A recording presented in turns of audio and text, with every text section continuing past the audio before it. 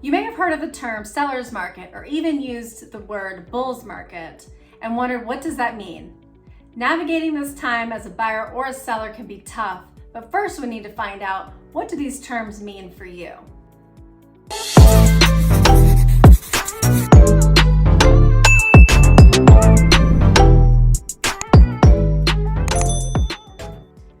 Whether you're new to my channel or coming back for some more great content, welcome. My name is Emily, and I am a proud resident of St. Johns County and your local real estate agent with Florida Homes Realty and Mortgage.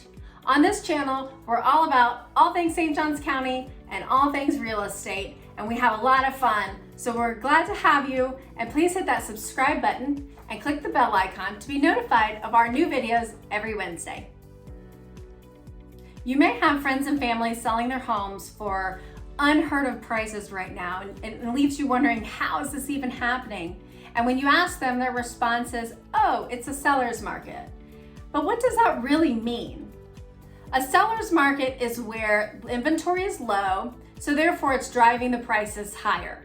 Right now there's so much competition that people are selling their homes for $20,000 to $40,000 above asking price. They're waiving contingencies such as the appraisal. They're having short closing durations, sometimes 21 days, and they're even paying all cash for some of these homes.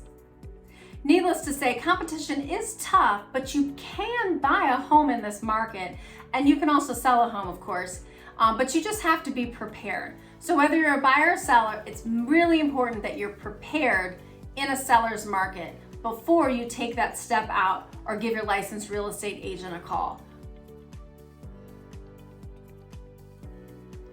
As a seller, it's really important to have your house ready for the market before that for sale sign goes up in the yard and your house is put on the MLS.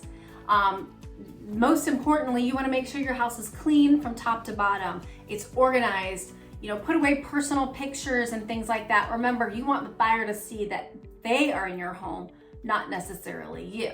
Sometimes it's good to list your house just before the weekend as well, and it gives the more opportunity for more buyers to be able to come through your house, view it, and submit an offer. A lot of homes are ending up in multiple offer situations right now, even hours when they hit the market.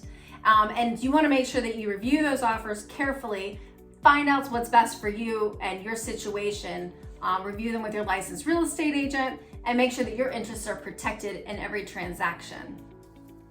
Keep in mind, for some of these offers where the appraisal contingency is waived, just remember that lenders won't necessarily lend on more than the appraised value. So that difference is going to have to come from cash from the buyer. So you may get an offer that is $40,000 above asking, but if your house doesn't appraise for that, then you've got to really be careful when you see offers. And like I said, make sure you're discussing this with your licensed real estate agent, and they'll guide you in that direction as well. All right, so now what if you're a buyer in this seller's market? What do you do? First and foremost, be prepared. Have all of your paperwork in order. Make sure you have your pre-approval letters. Know how much cash you have that you're going to put down for your down payment or any incentives that you're going to do. Know what your boundaries are. Where are you willing to give? Are you able to work with the closing date? Are you able to work with maybe your inspection timeline? Whatever those might be, know all of those up front. Know where you want to live. Know what neighborhoods are your top favorites, and kind of do your research beforehand so that when you do tour a home or view a home that you fall in love with, you can make sure that you're submitting that offer completely and really your highest and best at that point, so that you know that you're giving the seller, hey, here's my offer. I really want your house. Here's what I'm willing to offer you. Because in situations like this, there really aren't any back and forth negotiations. They may counter offer one offer or two in a multiple offer situation, but they're not going to counter everybody. They're going to pick what's closest to what they want and then try and get to where they want to be. So again, it's really important to just be prepared and have everything in order before you go touring homes with your real estate agent. Another point to consider when you do submit your offer is make sure your offer is clean. And by clean, I mean at the least amount of contingencies as possible. Sometimes sellers see lending, financing as a contingency where things could potentially fall apart. So if you do have more cash to put down, that makes you appear as a stronger buyer. Other options would be, closing dates, a contingency on selling your home, those things. So talk with your real estate agent. Again, like I mentioned, see where your boundaries are and know where you're willing to give in your offer so that when you do submit it, it's clean, it's your highest, your best, and then you have the best shot at securing the home of your dreams.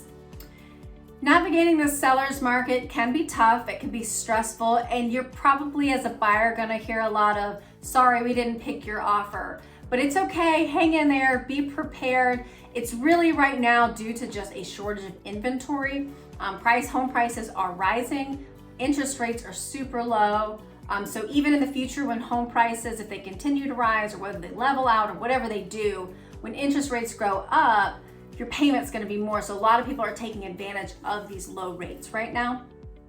But talk to your agent, talk to your lender, get the best situation for you. Be prepared. That's really, I haven't stressed that enough. Be prepared, have everything in order. And as a seller, that means you too. Have your house in order, as I mentioned earlier.